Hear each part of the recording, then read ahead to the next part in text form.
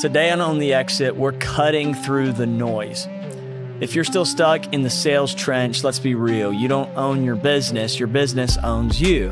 And my guest, Benjamin Dennehy, known as the UK's most hated sales trainer. And trust me, that's a badge of honor. He's blunt, he's brilliant, he's freaking hilarious, and he's trained thousands of teams to ditch the excuses and scale without needing a babysitter in their sales department. Today, we're going to break down exactly why most sales teams stall out and how you can flip the script. You're going to walk away knowing how to diagnose what's actually broken, how to shift from operator to architect in your sales process, and how to build a no BS culture that drives real performance. So if you're serious about exiting well without having to be in every deal, this one is for you. Let's dive in.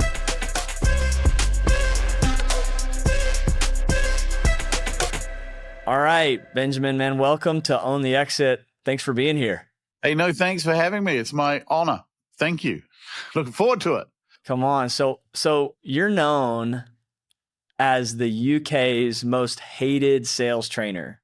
Where in the world did that title come from, and how did kind of your blunt style become a superpower in the sales world? So I get asked that question all the time. So the short is I made it up. Yeah, it's just marketing. I made it up. I literally made it up. You know, that's what you got to do. But how did I make it up? There's a story is how I settled on that. So One of the things that I have to teach salespeople, one of the things I need to teach salespeople and get them to appreciate and understand is you do not need to be liked to sell. Salespeople are pathologically emotionally needy. Yeah, and most are in this job not to sell, but to leave a meeting feeling good. I think they liked us. That went really well. They asked all the right questions. I feel good about myself. So selling is almost secondary. So I have to teach people not to be liked. So when I was trying to figure out how to stand out in a very crowded marketplace, there are a lot of sales trainers, a lot of crap sales trainers too. So how do you stand out? I started looking at what other people in my field, how they describe themselves. And what I noticed is all of them did the same thing. They were still behaving like salespeople. And they were all saying, look at me. I'm awesome. I'm amazing. So they call themselves gurus and experts and number one and top performer and biggest biller and smash target. It's all of this. Wow, aren't I great? And I thought, they still all want to be loved. No one wants to be hated. And I thought, well, that's it. That's it. I will take that space. I'll plant my flag. Say, I'm the UK's most hated sales trainer. And at first I wasn't sure how it would work because I tell you what, there's nothing weird than going to a meeting or an event and standing up and introducing, my name's Benjamin and I am the UK's most, it was so bizarre, but it stuck. And then of course, Donald Trump came along with his red hat, most hated man in the world. Well, probably still is, right? Back in 2016. He came in and he had that red hat, and I saw that red hat, and I thought, oh, I'm nicking that. That is too good an opportunity. And I just came with make salesman great, and I deliberately put salesman too, because you get the odd apoplectic, oh, it should be salespeople.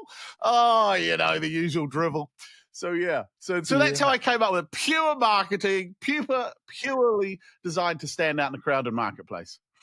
And I love that. I mean, obviously, everybody's got to have a unique advantage, and sometimes people want that unique advantage to be warm and fuzzy and make them feel good about themselves. It seems like there's a lot of ego in the sales world, right? And so being able to step in and say, hey, exactly. I'm gonna start this relationship and this conversation with you as admitting that there's a good chance you're going to hate me, but the thing that I'm here to offer you is going to change your life.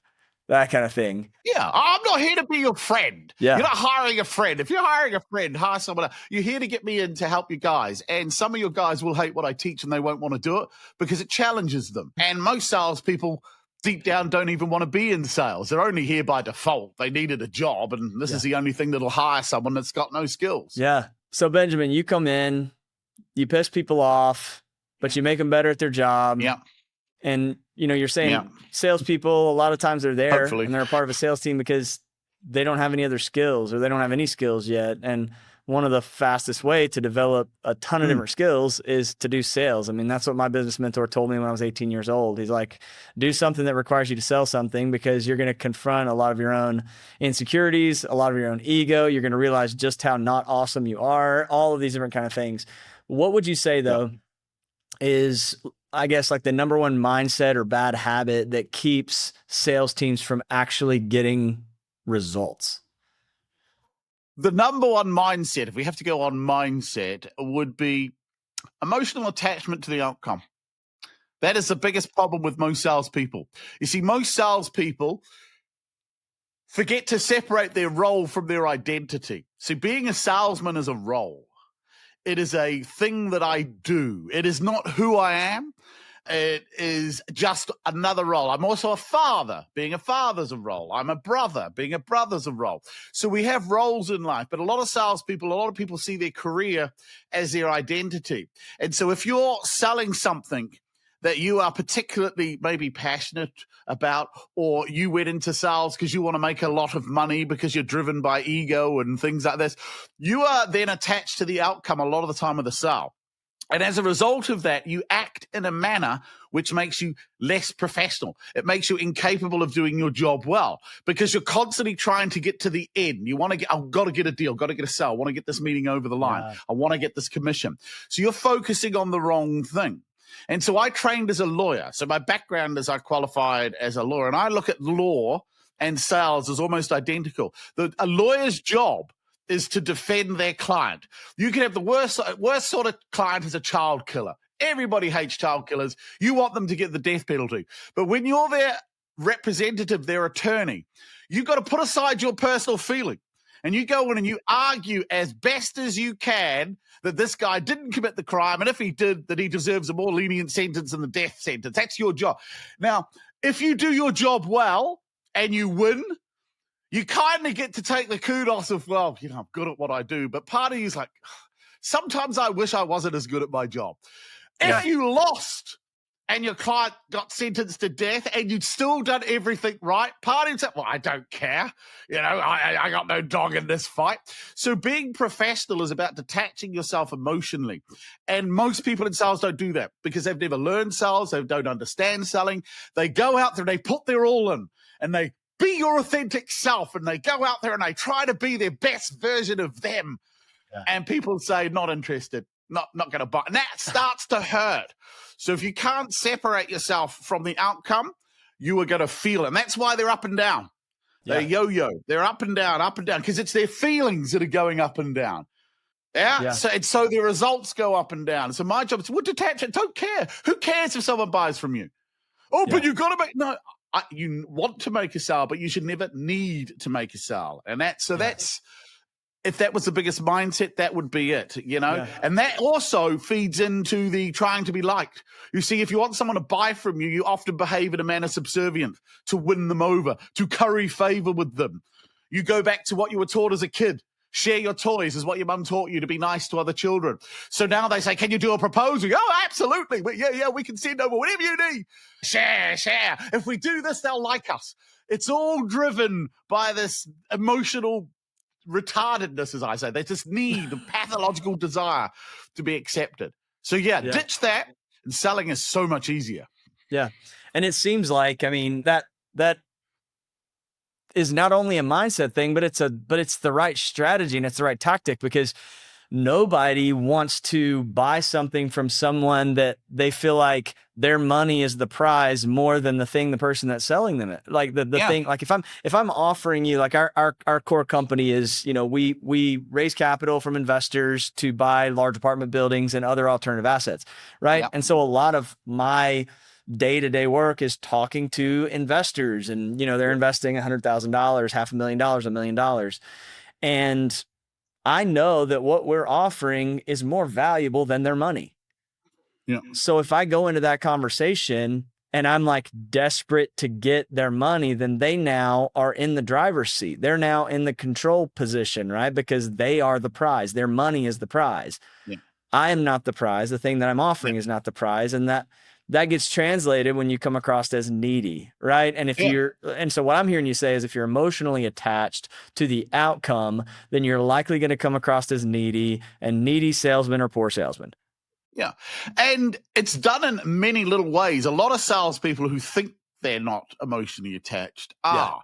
Yeah. And all you got to do is listen and watch how they behave, and you see the subservience in it. So I have a rule. I'm never, when I get in front of someone, I'm not there to sell them anything. I'm not here to convince you why you should buy from me. I know what works. Anyone selling it. This factory, we do $100 million a year turnover. We know our widgets work. So I'm not here to convince you why you should buy our widgets. I'm here to figure out if you can convince me why we should sell to you. Yeah. Yeah, you see, we have the solution to your problem. Now, yes, you have choice because there are other solution providers. I'll give you that. You have choice of where you go. But ultimately, I'm going to decide if we can sell to you. Your money has no power unless I want it. I'd like your money. I desire your money, but I don't need your money. And that is where great salesmen are separated from the and most, I'd say 80 to 85% of salespeople don't appreciate that. Yeah. It's this typical Pareto law, right?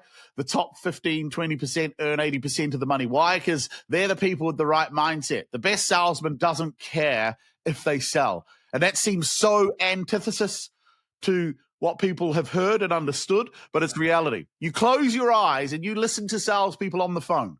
I say this to every CEO or president I get in front of. Close your eyes and just listen to them on the phone. Do you hear a 10-year-old kid or a grown-up? And most say, you hear a 10-year-old kid. Yes, you do. Can I? I'm sorry to bother you. May I just? Yes, that's okay. Yeah, they're just so pathetically weak. Yeah, and it hurts. Yeah. And it hurts. And it hurts because you hired them. And this is one of the biggest problems if you're running a business. Most people fall into sales.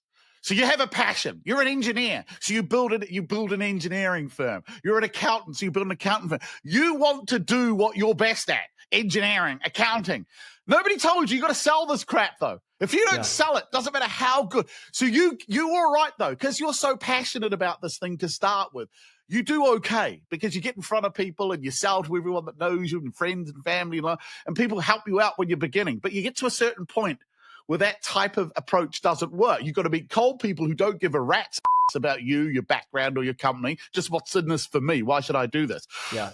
So what happens is they then hire salespeople, but they don't know what to hire because they aren't a salesman. They've just sold. There's a difference between I could represent myself in court. Well, I am a lawyer, but say I wasn't a lawyer. I could represent myself in court a handful of times. Doesn't make me a lawyer. Just means I'm able to do enough to get by. But when it comes to push come to metal, serious murder trial, I'm not going to do a murder trial. You need a proper grizzled, hardened law. So when they go to hire these people, they don't really know what to look for. So salespeople are very good at selling themselves, and it's very good to sound like you know what you're doing in sales. Yeah, because it's a lot of carry on. Well, there's just a lot of platitudes, a lot of pre-canned phrases, and if you memorize enough lingo, you can sound on a podcast or on an Instagram reel like you're a great salesperson. Yeah. It's very easy to do. And they hire them, and 3 to 6 months later, these guys have bought no business in. They've cost them a small fortune because they all demand $100,000 plus year salaries because you're going to get my little black book of contacts, and I'm going to never works. And then it's disheartening for a business owner because, how did we make such a mistake? So, well, why'd you hire him? He sounded good. He looked good. You go on all these aesthetically simple things. So I say to them, so when you made them make phone calls in front of you in the sales meeting, in the interview, how'd it go? Oh, we didn't do that. So why didn't you even listen to them on the phone? Well, now you pointed out, it's kind of, okay, so why did you hire? Well, he came across. Oh, right. So is that how you'd hire your lawyer? It's just ridiculous. Yeah, but this is what they do because they don't know what they're looking for, and they can't wait to hand the mantle of selling over because I just had to do this to get the business to this point, but I really want to get back to what matters to me. Yeah. And so everyone is an accidental salesman. There are very few people who grow up wanting to do this for a living. When you're at school, what do you want to be when you grow up? Ooh. I want a lifetime of rejection with the hope of becoming something. Sales is for you. It doesn't happen. Doesn't happen, right? Everyone, if you ask in sales, so how'd you get to sales? I kind of fell into it. I've never met a brain surgeon or a doctor or a lawyer. How'd you become a brain surgeon? I was smoking crack one day and I thought, I need to clear up my life, I'm going to go into brain surgery. It just doesn't happen.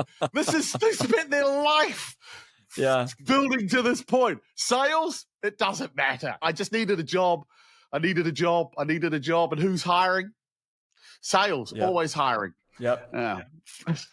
Why do you think that is? I mean, why do you think there's such high turnover in sales? Is it because of just most salespeople like suck at sales? Well, no one teaches you. Look, to become a lawyer, it takes 4 years of study, and then you start off as a junior. To become an accountant, you're looking at 3 years study, then you start off as a junior. To become a doctor, it's 7 years medical school, and then you start off as a junior. To be called a sales professional takes 3 days product knowledge training, a new suit, a CRM system, and you are one. Yeah? Yeah. There is no process of getting good at this. And then you're told, well, it's just gift of the gab, and it's a numbers game, and they chuck all these platitudes. Yeah. No. The lottery is a numbers game. And most salespeople operate on the lottery principle. If I get in front of enough people and I throw up enough times on someone, eventually someone will buy. Yeah. And so your target is 10 meetings a month, because we know that if we get in front of 10 people, 2 to 3 will buy. Yeah. Yep. And that's it. Just do that. Just do that. What about the other 7? Doesn't matter about the other 7. It's a numbers game.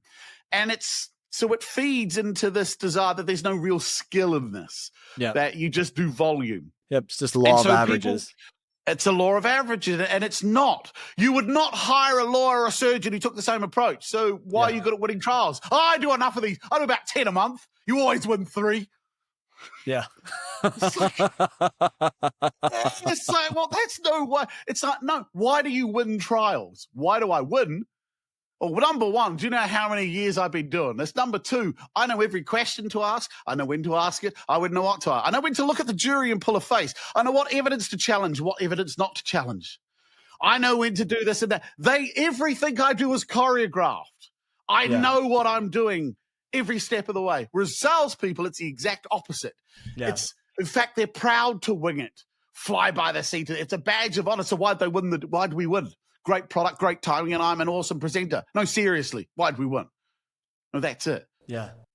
And it's like, no, they didn't buy because of you. They bought in spite of you, I suspect. Yeah. Yeah. We talk a lot on Own the Exit about business owners who are trying to grow and scale their business to where they can achieve whatever their desired end game is, right? It's not, for some, they want to grow and scale their business and they want to fully exit through a merger acquisition or something like that. Others, they just want to build their business in such a way that it's able to kind of become autonomous from their active involvement, where it's able to run itself. There's management, there's systems, there are all those kind of things in place. That's kind of the entrepreneurial dream, is to be able to build a business that runs itself. And so for business owners who are trying to get their company to that point, what's the biggest reason that they need to fix their sales team first? Well, I think, I don't want to teach you to suck eggs, but we all know if no one's buying your stuff, then your business isn't going to last long. And until you get to that point where you become an order-taking business, everything is sales up to that point. Yeah. So I used to be like that. I used to say, people say to me, why'd you go into sales? I said, to get to the point where I don't have to sell. That's the whole point of being good at sales. You get to the point where you don't have to do it. So you want to get to that point where you've created a brand and a product and a reputation where people just want to give you money because they know that what they're going to get is good. And that is great. And there's a lot of people who ride that wave and still call themselves salesmen. Yeah, and I said, you're not a salesman, you're an order taker. Just be honest, you're not selling. We could have sent a monkey strategically saved in a suit and the same outcome would have come from that meeting, right? Yeah. All you did do wasn't screw it up. So you want to get to that point. And that's where I got to that point in my business. I don't have to prospect for clients anymore. People come to me, they find me, they see my stuff, they talk to people that have used me. And that's where I wanted to get. But for years, I had to prospect and sell. And if I couldn't do that, I never would have got to this point. And so you need a process, a structure for selling, because otherwise salespeople are renegades. They like to be like Maverick, Top Gun. They do their own thing. They won't want to be contained. The problem with that is you can't reproduce it. It's not predictable and it's inconsistent. So if you want to have a sales team that is consistently predictable, you need to have processes. You need to, when they're phone calling people, prospecting, and they hang up the phone, you need to be able to say, why didn't you ask that? And why didn't you ask this? And when he said that, why didn't you do this? Not, oh, well, okay. You win some, you lose some. Try again. You'll get there. No, I want to know everything. So when I do my prospecting calls, when I have to, I do them with clients. I'm always cold calling in front of clients because I don't think anyone believes I can do it anymore. So they always ask me, can you cold call for us?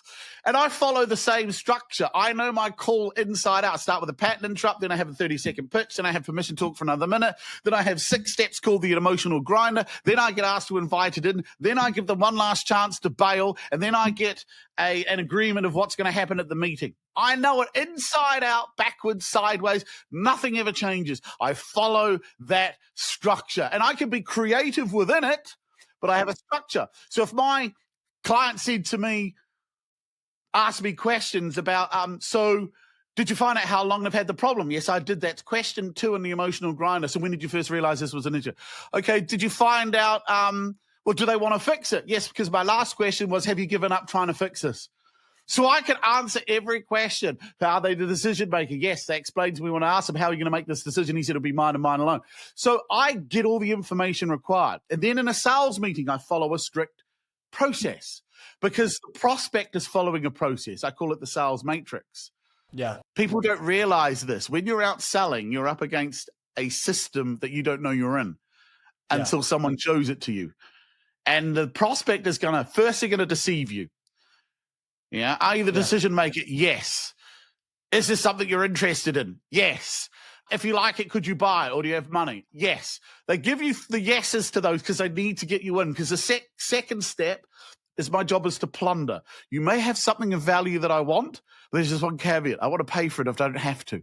So now I'm going to pump you for as much information during this meeting. Can you do this? Can you do that? How long does it happen? Who have you worked for? How long will it take? And you're giving me all these answers because you've been programmed that if you give good answers, act professional, know your stuff, that you're convincing them. No, they're using you. So they pump you for this information. Now, I know as soon as the meeting comes to that natural crescendo, the end of this vomit discovery phase, is a lot of salespeople call. When I get to the end of this bit, what happens now? I know exactly what's going to happen. You as a salesman are going to try and close me. I know it. As soon as this bit of the meeting comes to an end, you are going to try and close me. So I've already prepared my get out of jail. I got 3 ways I do that. Stalls. Look, guys. Well, look, as I said, really enjoyed meeting with you guys. Love your stuff. We're probably not going to get around to this, though, till second quarter, third quarter. Budgets have yet to be set. So they give stalls or they throw up objections. We did meet with ABC company and they can do this and they can do that. And now we're going to charge this and what makes you. So they have these objections. So for now, we just going to need to sit on it for now, but we will be back in touch. Or they do higher authority. Look, if it were up to me, I'd do this today. Unfortunately, I'm going to have to go discuss it with my board, my doctor, my chiropractor, my chiropodist. There's always some other higher authority. Wait on, at the beginning when I phoned you, you said you were the decision maker, you were interested in this, and money would be no object if you wanted it. Oh, did I? Sorry, I forgot. I'm a prospect. I'm allowed to lie to you. But thank you. Oh, one last thing. You couldn't document your stupidity for me in the form of, say, a proposal or a quote. Perhaps go back to your office for free and send me over everything you've just spent the last hour telling me. Oh, absolutely, sir. I mean, why would you ask for a proposal if you weren't serious about buying? Yes, indeed. Why would I? Yeah. And then the next step in my process is once I get that document, I hide. I disappear. You can't get a hold of me. If you're listening to this and you're a business owner, how many quotes or proposals have you got circling like planes at Heathrow Airport that never land? How many of your guys have changed their phone number to try and get back in touch with someone? How many have tried calling at odd hours to catch them off guard? You reduce salespeople to vermin. They phone from a different number. I'm going to get this bastard. We met him 2 weeks ago. I sent the proposal. He's not answering my emails. So you call from a different number. And the guy answers. He goes, hi. Oh, Richard, hi, it's Benjamin. Remember me? Just checking in. Just wanted to see if you got the proposal. Yeah, because email didn't work this time, right? So now so they're in there, and, and this guy, you can hear them. No, look, I haven't actually had a chance to get to it. But it is on my list of things to do. Or look, give me a week. Or oh, look, I've been on holiday. Or actually, we've decided for now that we're going to park this. And you think, so why the hell was I there? Because I got from you what I wanted. We did that to four other salesmen, and we came to the conclusion we didn't need any of you, or we came to the conclusion we could do this ourselves, or we came to the conclusion you've just helped us write a job description so we could actually fill this internally, or we were never going to do anything. We were just intellectually curious because we had some ideas and we wanted to run it by people that knew what they were talking about. Yeah? So this is the process. Deceive, plunder, mislead, and then hide. And you follow it and you don't know you're in it. Now, if you've listened to that and thought, oh my God, you've just described my sales process, you are in a process of which you have no control, no power, no authority. You are simply being used as a biological Google. And it's your own fault, and I have no sympathy for you.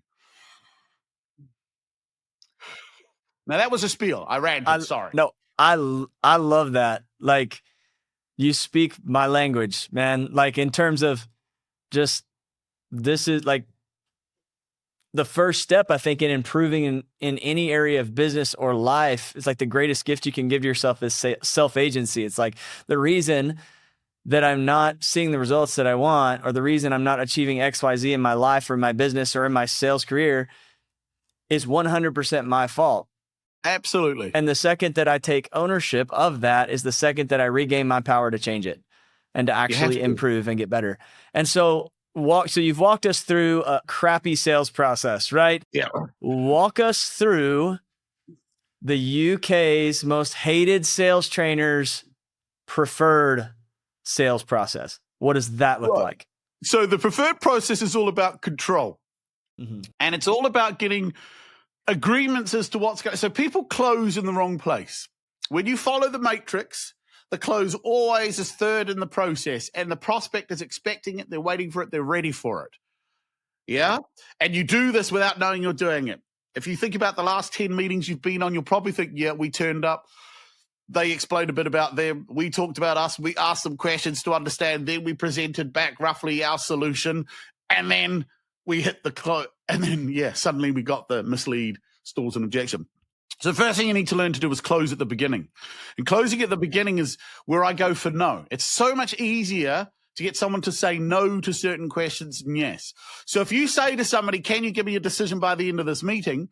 They're going to be reluctant to say yes. Right, so I don't do that. But what I do know someone can give me is a no. Can I ask you a question? If by the end of this meeting, you're of the opinion that we're not right for you, that we're not a fit, or you just generally can't see yourself moving forwards with us, can you give me a no today? Of course. I'll tell you to F off if I want to. I get CEOs say that. The only person that can't give you an answer to that is a non-decision maker.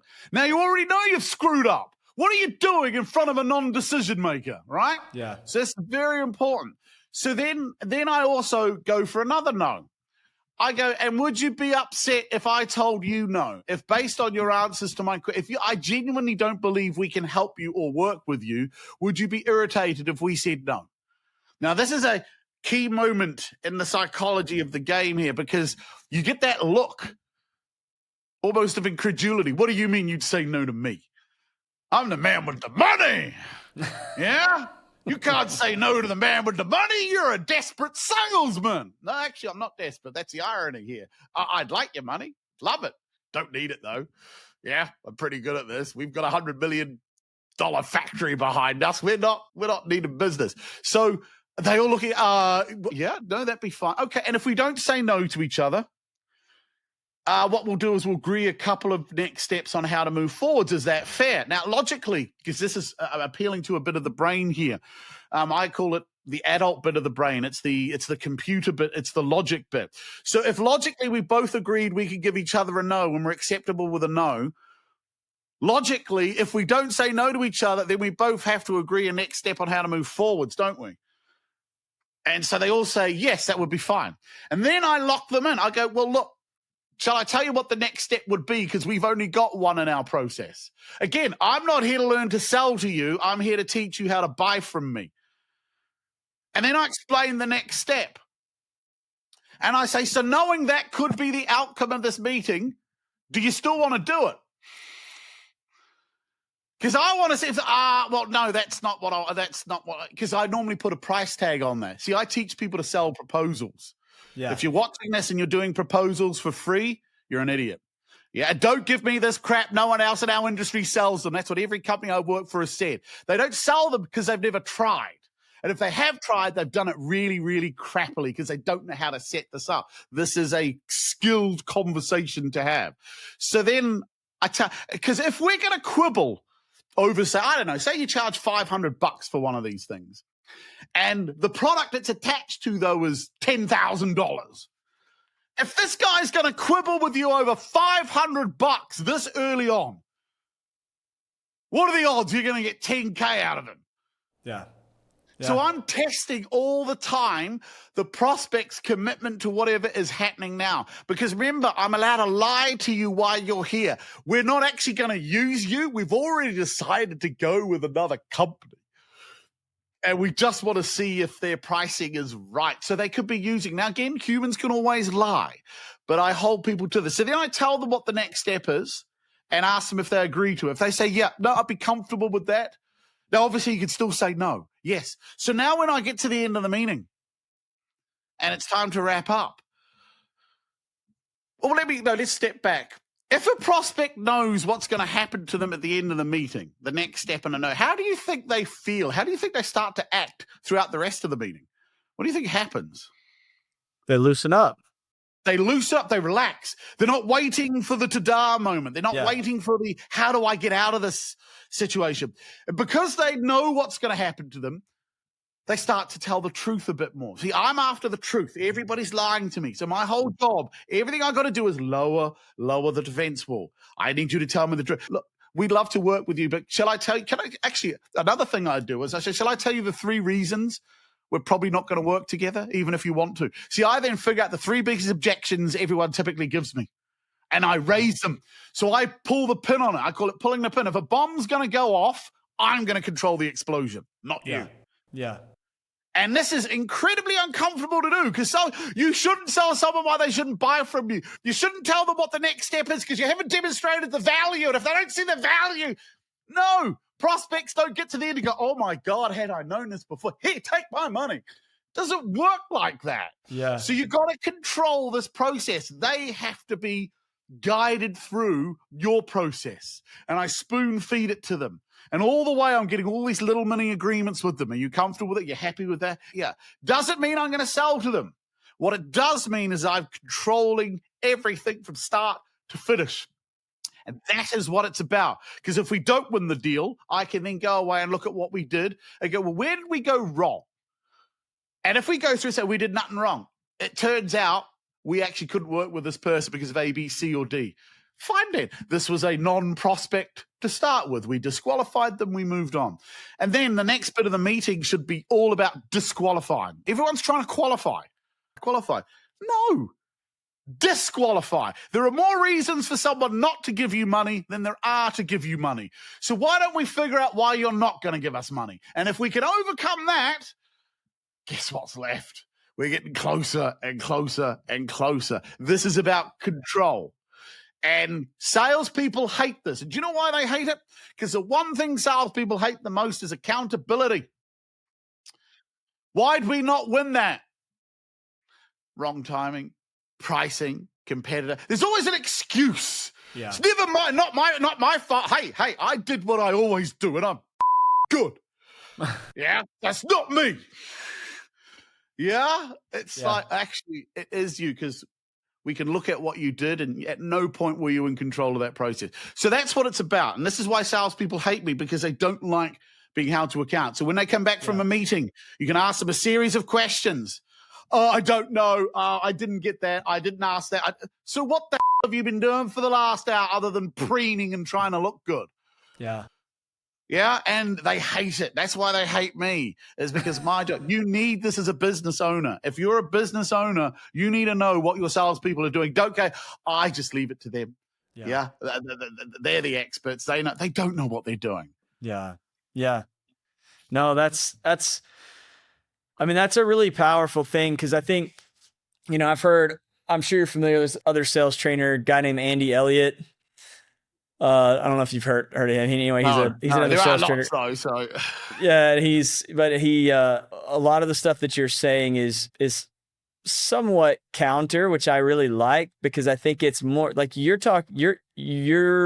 sales approach is more of like a proactive, control-based, setting the frame, pricing yourself, almost like bringing high-level Oren Claff type pitch anything stuff to a full sales team in individual sales meetings. yeah. And that's super, super powerful. So can you share like a real world example of a team that, this is how they were doing it. They started implementing, the UK's most hated sales trainers methodologies. Wow. And then here's the real life result that it produced for that company or that sales team. Yeah, so I work with, lots of companies, and I'm always up, because again, I believe in total transparency, because it's amazing the number of people that hire you and that have mismatched expectations. My job is I'm not really a sales trainer, if I'm honest. I'm more of a therapist. Yeah. And I'm a communications coach. It just so happens my therapy and communication helps you sell better.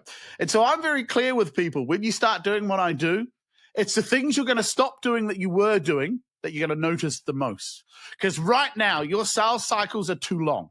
They're taking longer than they should. Why? Because you're in the matrix. You're following this process that keeps you locked in. So your prospecting's done badly. So all these things that you're doing poorly now, I'm going to show you how to get it. I'm going to get you to no's a lot quicker. Now, that's a good thing, because I need to get rid of people out of my pipeline that can't buy, so we can focus on the ones that can buy.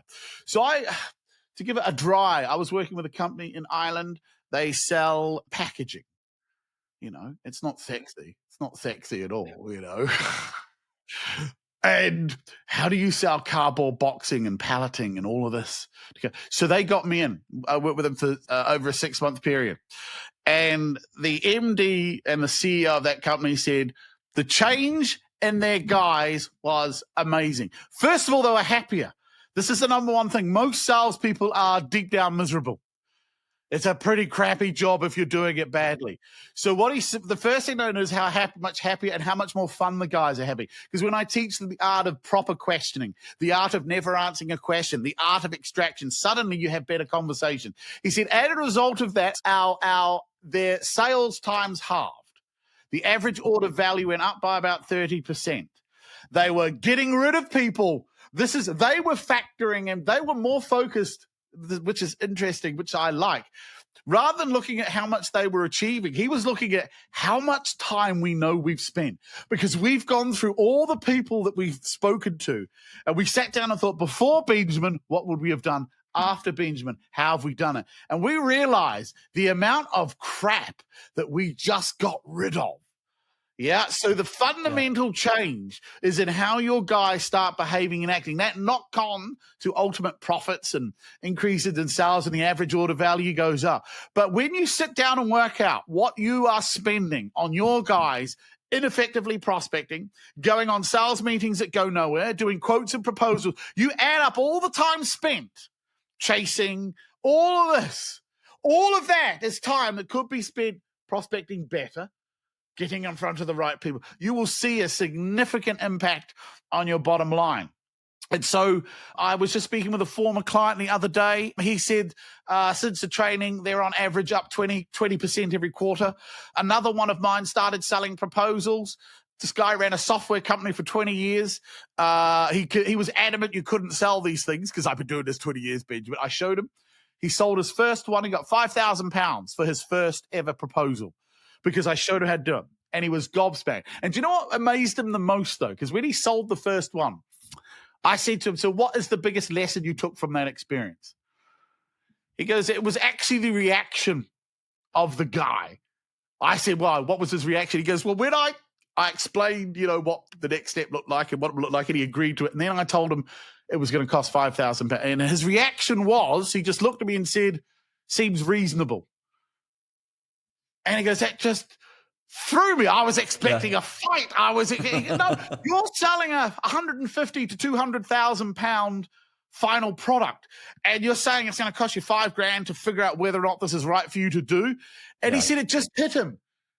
It just hit him. The guy said, seems reasonable. Since the training, they've sold over 30 proposals. We go back a couple of years. And the close rate on a paid proposal is in the 90+ region.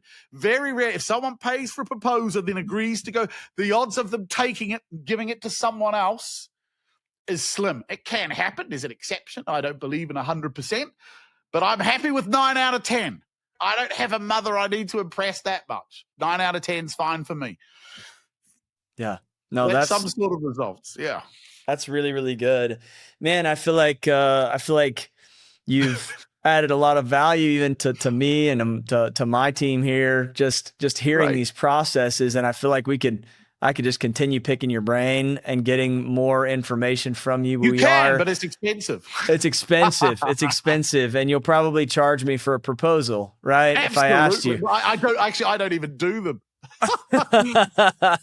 I refuse on principle. I've got another way. Yeah. But no, I don't do proposals. It's a fact. I don't do them because they're a waste of paper. Yeah. That's gold, man. So we're gonna close it out here though with a few rapid fire questions that we call the exit round. And we ask all of our guests the same 5 questions. All right. And so I'm gonna ask you those. What's your all-time favorite book on business? It's on my shelf. Really hard book to get a hold of if you can find it. Okay. It's called How to Run Your Own Life. Wow. Now, this isn't a sales book. It's not a business book. It's a book about psychology, and it's a book about helping you understand why you do what you do. And if you want to change your life and you want to change your outcomes, then you have to change yourself. The world doesn't have to change. Like I say, there's no such thing as a bad prospect. You can't fail at being a prospect. It's impossible to be a bad one because there's no rules for these guys. They can do what they like. So the only person that can fail is the salesman. And if you're constantly failing, then you need to change. You don't moan about the economy. You don't moan about tariffs. You've got to change. So that's that. So that book, it's really expensive for some bizarre reason. I've seen it going for like £2,000 on Amazon. It's a really tough book to get. So I'm selling that one for $100,000. If anyone wants it, $100,000, it's yours. I've read it. I know it inside out. That's amazing. That's amazing. So a lot of our listeners are building businesses and also trying to create various income streams, passive income streams on the side. Yes. We always just ask out of curiosity, just for fun. Yes. What percentage of your income would you consider fully passive? I'd say 80%. 80%. Let's go. So I guess the non-passive would be the coaching stuff. So what we're doing now, people pay for my coaching. So I guess this is non-passive, means physical. So the rest I make through selling my platform. People love my stuff. I've had over thousands of people sign up to my training. I've never had anyone ask for their money back. Yeah. I've only had people say, I love it. It's great. I'm sure it's being pirated everywhere. So I guess that's passive because once the content is up there and it's doing its thing, I don't do anything. People just buy. I'm an order taker. Yeah. I'm an e-commerce order taker to make it worse. I have nothing to do with the process at all. People just buy it. Yeah. And then they buy from it. They realize they want some coaching. So then they can buy individual coaching or team coaching. And so that's probably 20%, I guess, of where the income comes from. The other 80 is just from people buying my stuff. Yeah. That's fantastic. That's fantastic. Yeah. And what's one thing, though, that you wish you could personally do more of, but your commitments to your business hold you back? So I was thinking of this one. I actually have a lot of free time. I'm kind of semi-retired. Yeah. So I was struggling with that. I'll tell you what I want to do, because I've always wanted to. I spend my life is talking to people. I'm always performing. Yeah. Yeah. I'm an edutainer. Yeah. And there's also a recluse in me. So one of the things I'm in the process of doing is I'm getting my trucker's license. Oh. And I've said what I'd like to do is, like I said, I got a good passive income. Eventually, I'm going to give up the coaching. And I said, I want to drive trucks where I'm all alone. just got a CB radio and drive.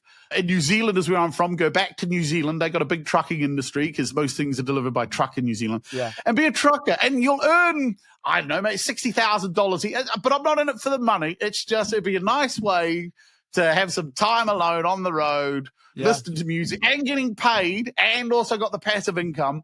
So I've always wanted to do it. And so I'm going to get my truck license and get myself a rig and drive. That's on my bucket list of things to achieve. And so that's what I'd like to do. That's awesome.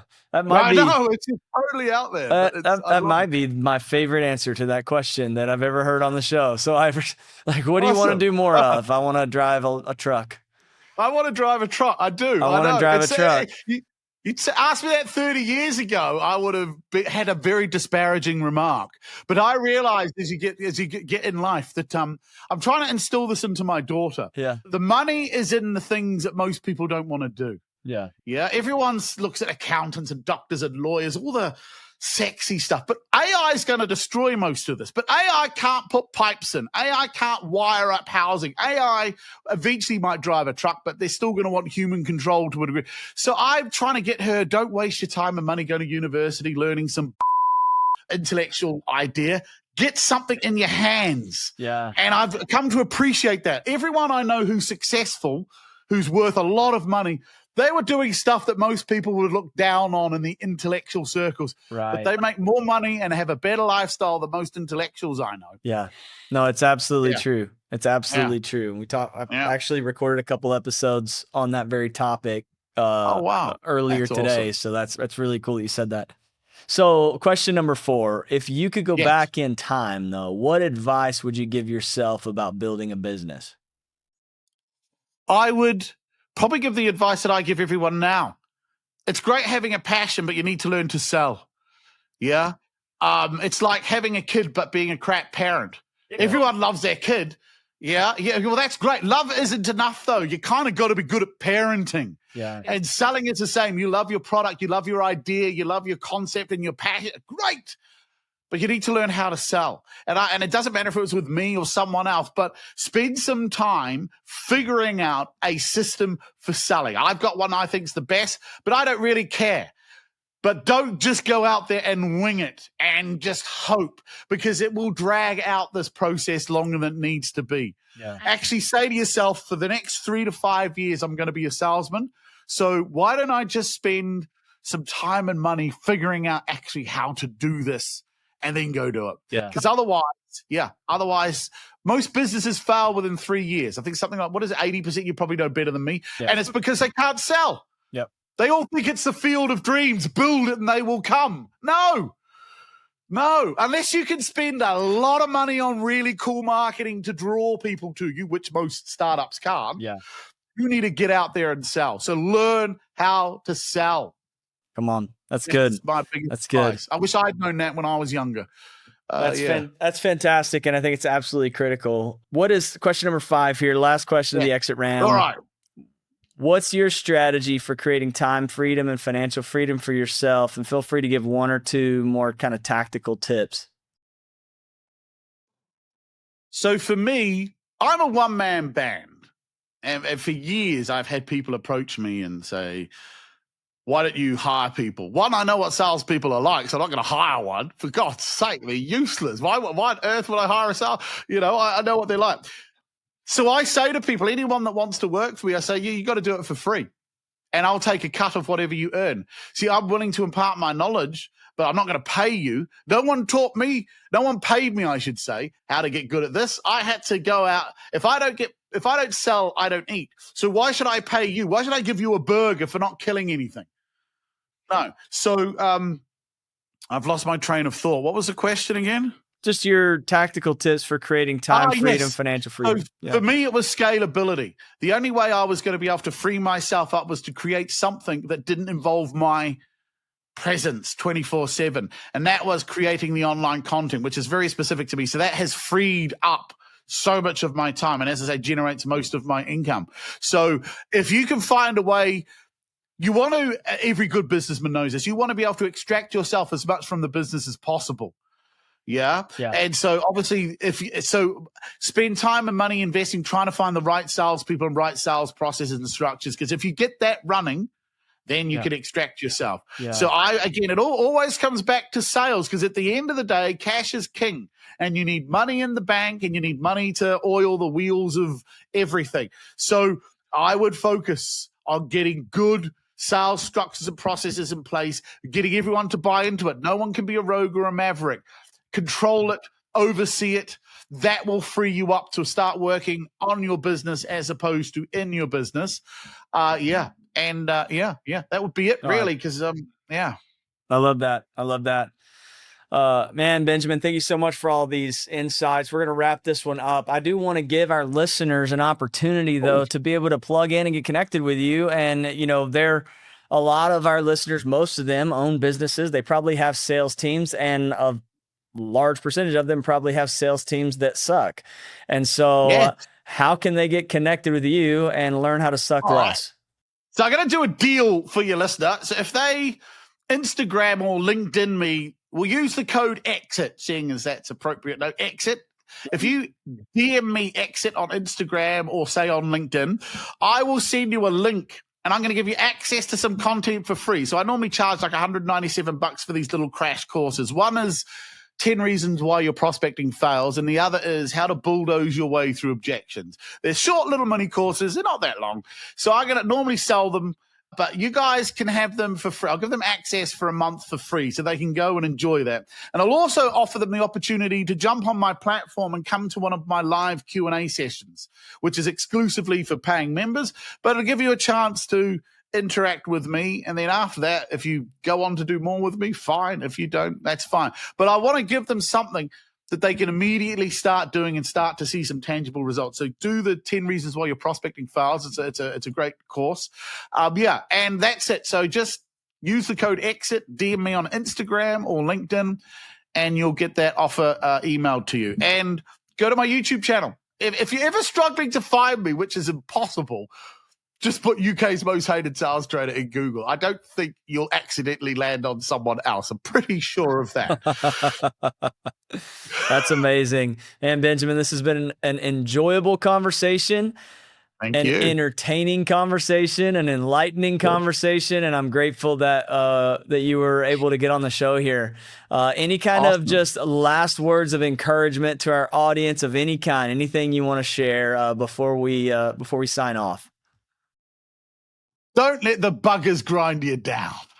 Yeah. There you go. Toughen up. Toughen up. There we go. All right. Thank you, Benjamin. I appreciate you being on here. And thanks everybody for joining us for Own the Exit. If this episode meant something to you and you think it would be beneficial to other entrepreneurs, business owners, or salespeople in your world, please share it with them. If you haven't yet subscribed on YouTube or on Apple Podcasts or Spotify, please click that button, leave us a review, and we will see you next time on Own the Exit.